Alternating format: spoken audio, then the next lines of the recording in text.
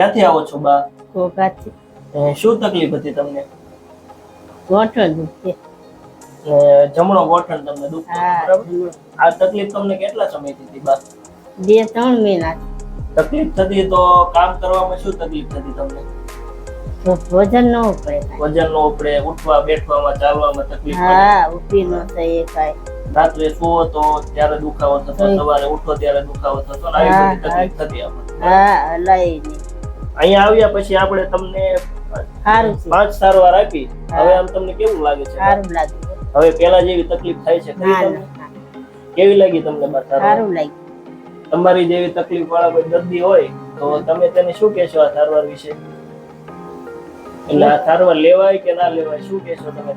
લેવાય જ છે. સારવારમાં બા મેન ફાયદો શું છે કે કોઈ જાતની દવા આપવામાં આવતી નથી, એટલે કોઈ જાતની આડઅસર નથી આ સારવારમાં. હા.